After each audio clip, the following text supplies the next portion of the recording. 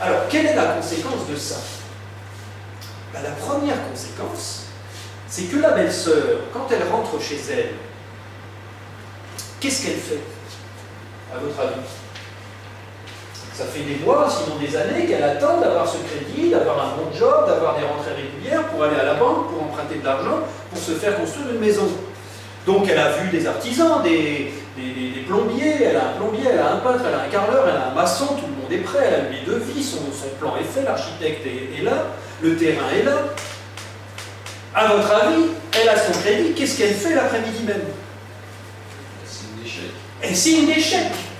Elle va voir tous ses artisans et elle leur dit, venez à la maison, je vous signe les devis et je vous fais des acomptes.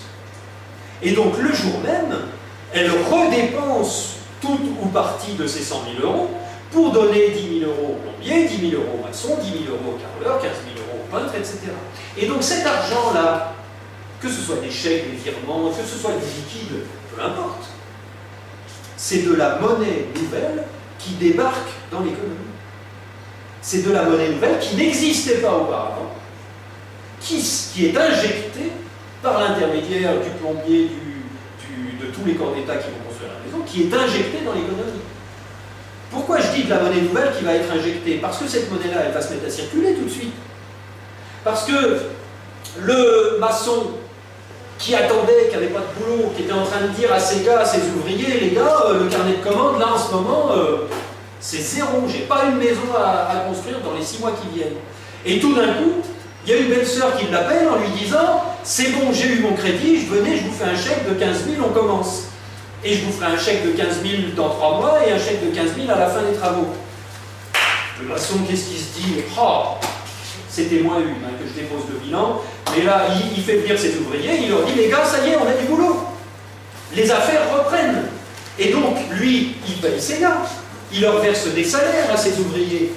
Les ouvriers, qu'est-ce qu'ils vont faire le soir même? Ils vont se dire, oh, dis donc, tu te rends compte? Ils vont voir leur femme et ils leur disent, tu te rends compte que j'allais me faire virer, on a eu une maison en plus, du coup, le patron me garde, du coup, j'ai eu mon salaire, du coup, allez, tiens, pour fêter ça, on va à la pizzeria. Du coup, qu'est-ce qui se passe? Le pizzaiolo, le restaurateur, le gars avec sa pizza, il était là sur le pas de la porte en train de fumer sa cigarette avec son serveur, et il disait à son gars, je vais être obligé de te virer, il n'y a plus personne au restaurant, tant pis, le peu qu'il y a à faire, je le ferai tout seul. Et puis là, comme il y a eu ce jour-là plein de belles-sœurs qui ont emprunté plein d'argent à plein de banquiers, tout d'un coup, il y a plein de maçons qui ont payé plein d'ouvriers, et il y a plein d'ouvriers qui viennent manger au restaurant.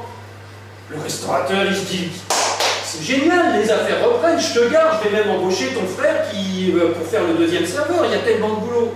Alors attention, ce n'est pas le fait d'avoir fait des nouveaux crédits, et donc d'avoir injecté de la monnaie nouvelle dans l'économie, qui fait qu'il y a de l'activité, qui fait qu'il y a de la richesse nouvelle. C'est le fait qu'il y avait de la richesse, il y avait des pizzas dans le frigo, il y avait des gars qui avaient envie de bosser, mais il n'y avait pas de boulot. Et donc le fait qu'il y ait de la monnaie nouvelle qui circule dans l'économie, ça ne crée pas de la richesse, ça crée des activités nouvelles qui ne pouvaient pas se réaliser auparavant. Ça crée des transactions nouvelles, c'est-à-dire le maçon, il va chez Point P acheter des parpaings, l'ouvrier, il va à la pizza, il va au restaurant, ça fait des transactions nouvelles qui ne pouvaient pas se réaliser auparavant. C'est la relation que je vous demande de bien, à laquelle je vous demande de bien réfléchir et que je vous demande de bien considérer entre la masse monétaire et l'activité possible. Parce qu'on va s'apercevoir tout au long de la soirée que le fait qu'il y ait de la monnaie en plus qui circule dans l'économie, ça génère des transactions nouvelles qui ne pouvaient pas se réaliser auparavant, donc ça génère de l'activité. Donc ça fait qu'il y a des gens qui vont avoir leur entreprise qui va tourner, que ce soit une maçonnerie ou un restaurant, et ça va faire qu'ils vont avoir besoin d'embaucher des nouveaux gars. Ou tout au moins de ne pas licencier ceux qui étaient là parce que c'était la crise et qu'il n'y avait pas de boulot. Donc la relation, elle est essentielle entre la quantité de monnaie qui circule dans l'économie, l'activité et l'emploi. Alors inversement, qu'est-ce qui se passe si, admettons, la belle-sœur avait décidé de tout annuler? Elle est venue le matin à 10h prendre son crédit, elle est repartie à 10h15 avec 100 000 euros de plus qui n'existait pas auparavant, et puis, je ne sais pas ce qui s'est passé, elle allait appeler les artisans, et puis il se passe quelque chose, un drame, enfin peu importe, elle change d'avis. Et elle dit, oh, non, allez, après tout, on va aménager le camping-car, on va partir en vacances, on n'achète plus de maison. Supposons, on peut rêver, qu'elle appelle le banquier, qu'elle lui dise, écoutez, j'ai changé d'avis, on annule tout. Je vous rends les 100 000 € que vous m'avez donnés ce matin. Ou alors, attendez, on va faire une petite variante. Supposons qu'elle ait quand même fait un chèque de 15 000 € au maçon, et que le maçon, il en ait parlé à sa famille, et qu'il ait dit, génial, le chantier, la belle-sœur, elle a signé, j'ai eu un chèque de 15 000 €, on va tous au restaurant ce soir. Bon. Et supposons que, juste après avoir fait ça, la belle-sœur change d'avis. Et qu'elle va voir son maçon et qu'elle lui dit, rendez-moi le chèque, finalement j'ai changé d'avis, les 15 000 € on ne les fait pas, la maison je ne la fais pas, rendez-moi mon chèque parce que je vais rendre les 100 000 € au banquier. Qu'est-ce qui se passe sur le bilan du banquier? Il lui dit non, c'est trop tard. Il lui rend pas le J'ai dit chèque. tout à l'heure, on rêve, on suppose que le banquier est d'accord et qu'il fait une croix sur les intérêts. On rêve beaucoup, hein, mais supposons, c'est juste pour voir la manipulation comptable. Il efface les 100 000 créances clients. Exactement. Par quel mécanisme? La belle-sœur, elle avait reçu, mettons, 100 000 € sur son compte bancaire, donc elle était à plus 100 000, et le banquier, à son passif, il était à moins 100 000. Donc la belle-sœur, elle lui fait un virement dans l'autre sens, et elle lui rend les 100 000 €. Donc, à son passif, il a moins 100 000 plus 100 000, ça fait quoi? Ça fait 0. Donc, côté passif, on est revenu à 0, comme avant, en fait. Et côté actif, qu'est-ce qui se passe? Il avait un bout de papier qui valait 100 000 € parce qu'il y avait une signature dessus. Et que la belle-sœur s'était engagée à travailler pendant 25 ans pour lui rendre au moins 100 000 de principal plus 100 000 d'intérêt. Donc ce papier-là, est-ce qu'il a encore de la valeur maintenant? Puisqu'elle ne va pas le faire, le boulot. Elle n'a jamais travaillé pour le banquier, pour lui rendre l'argent. Donc le papier, il n'a plus aucune valeur, le banquier le déchire, il le fout à la poubelle, il met 0 à la place. On est revenu comme avant. Qu'est-ce qui se passe pour nous? Qu'est-ce qui se passe pour le maçon, pour le marchand de pizza, pour le carreleur, pour l'ouvrier, pour le serveur du restaurant, pour l'ouvrier du maçon? Qu'est-ce qui se passe? Ils sont débauchés. Il n'y a rien de changé. Ils sont débauchés. À la limite, le maçon qui avait dit à ses gars, super, on a un chantier, et qui était prêt à en embaucher d'autres, il va le débaucher. Il va faire comme avant. Et donc le fait que la belle-sœur ait renoncé à son prêt, à son crédit, fait que l'argent qu'on aurait pu avoir dans la masse monétaire et qui aurait pu permettre à tout le monde de faire des échanges et donc de ravoir l'activité et l'emploi, cet argent-là, il disparaît. Alors, c'est ce qui se passe d'un mois à l'autre quand les gens remboursent leur crédit. C'est le même mécanisme.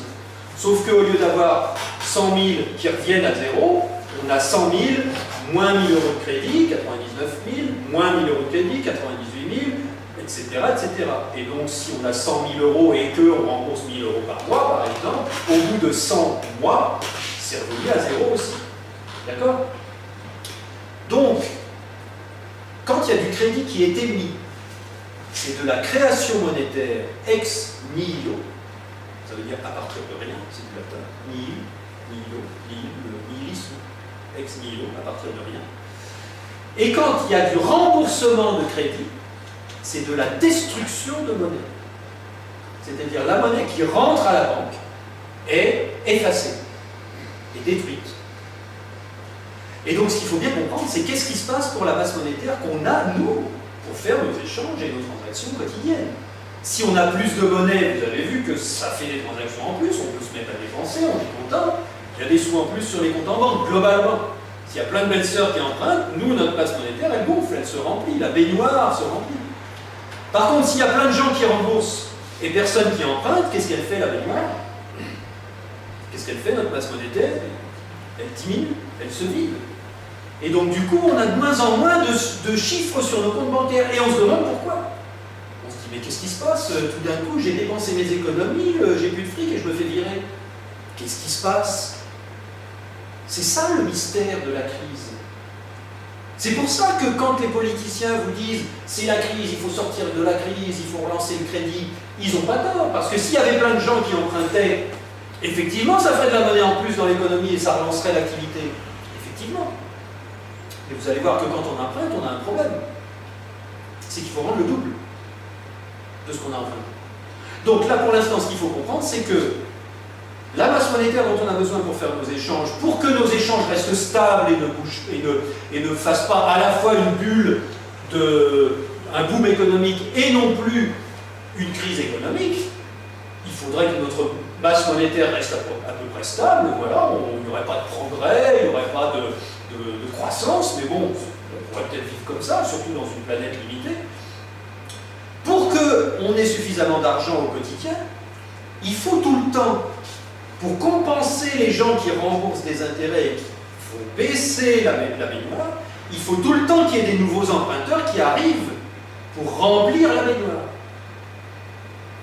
La masse monétaire qu'on a tous entre nous, c'est la différence entre les emprunts nouveaux qui arrivent et les remboursements qui vident la baignoire. Est-ce que vous avez compris ça? Voilà. Est-ce que vous comprenez la relation qui est capitale avec l'activité et donc avec l'emploi et le chômage? C'est pas compliqué. Alors, la conséquence de ce système-là, c'est que, bien entendu, il y a le problème des intérêts. Parce que, regardez bien, pour que on ait, nous, une brique de monnaie en plus dans notre économie, si on veut, si on a de la créativité. Le gars, il a une pizzeria, et puis tiens, il a inventé un nouveau concept, il a inventé des pizzas végétariennes délicieuses, il veut ouvrir un deuxième restaurant à côté. Comment il fait pour matérialiser les nouvelles transactions qu'il voudrait bien réaliser? S'il n'y a pas d'argent en plus, est-ce que je vais aller 2 fois plus à la pizzeria? Non, j'ai les moyens d'y aller 1 fois par semaine, je ne vais pas y aller 2 fois par semaine. Donc, s'il n'y a pas de monnaie en plus, l'idée du créateur de nouvelles richesses, de nouveaux échanges possibles, ça ne sert à rien qu'il fasse son projet, puisqu'il n'y a pas de monnaie nouvelle pour en faire la transaction. Donc si on veut qu'il y ait de la monnaie en plus dans l'économie, il faut que quelqu'un aille l'emprunter. Alors qui peut emprunter de la monnaie dans une économie? Qui peut créer de la nouvelle monnaie? Les banques, d'accord, mais elles peuvent donner cette monnaie-là à qui? Déjà aux citoyens, comme on disait tout à l'heure. C'est pour ça que les gens qui ont dit les citoyens créent la monnaie, c'est pas faux. Parce que quand une belle-sœur va dans une banque pour prendre un crédit, elle se fait créer de la monnaie pour elle-même, en quelque sorte. Donc ça peut être aussi une entreprise. Par exemple, un restaurateur qui veut ouvrir un nouveau restaurant, il est obligé d'aller à la banque faire un emprunt. Parce qu'il n'y a pas assez de monnaie dans l'économie pour que des gens se cotisent pour lui donner de l'argent. Et vous allez voir pourquoi, c'est très clair. Donc pour qu'il y ait une nouvelle brique de monnaie dans l'économie, quand on crée une nouvelle quantité de monnaie dans l'économie, on crée le principal à rembourser. Mais on crée aussi les intérêts. D'accord? Alors la question c'est, comment on va faire pour rembourser les intérêts? Comment on peut faire pour rembourser les intérêts qui sont pas là? Affecter une partie de nos revenus sur plus longtemps au paiement des intérêts. Au paiement des intérêts, au lieu de les utiliser. Les épargner, par exemple. Voilà. Ouais, pardon? Alors, il y a 2 solutions, en fait, pour que, collectivement, on puisse payer le double de ce qui a été créé. La première solution, c'est effectivement d'aller chercher de l'argent dans le reste de l'économie. C'est-à-dire les gens qui ont pris des crédits et qui doivent rembourser le double, il faut obligatoirement qu'ils soient suffisamment rentables pour aller chercher de l'argent chez ceux qui en ont. C'est ce qui vous explique que, collectivement, on est tous, tout le temps, en compétition, en concurrence, les uns par rapport aux autres. Parce que, collectivement, il y a des particuliers qui ont emprunté, il y a des entreprises qui ont emprunté, et il y a aussi les États qui ont emprunté pour financer leurs dépenses, et qui doivent eux aussi rendre le double. Parce que quand on crée de la monnaie elle reste dans l'économie.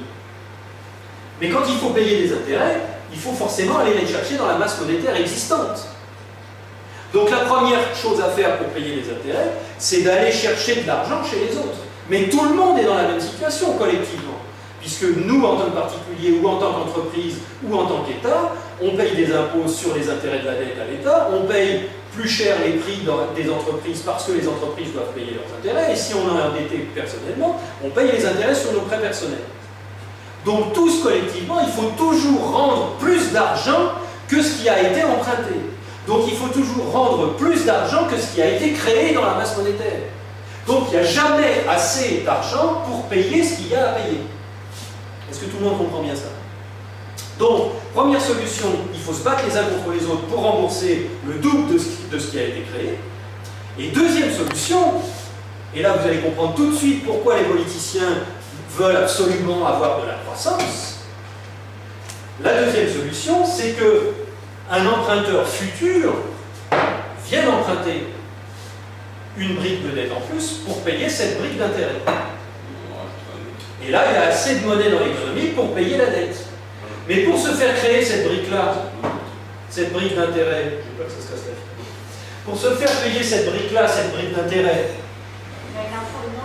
il en faut une pour le principal de ça, et une deuxième pour les intérêts de ça. Donc on a 2 briques de monnaie, 4 briques de dette. Comment on C'est fait? exponentiel. C'est ça, c'est exponentiel.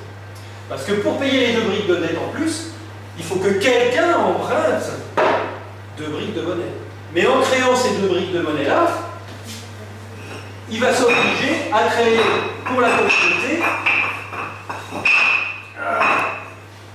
Et la table se casse la gueule. 4 briques de dette en plus. Donc quand j'ai une bonne table qui est bien stable, je les mets bien à plat comme ça, et je dis, c'est le mur de la dette. On va dans le mur.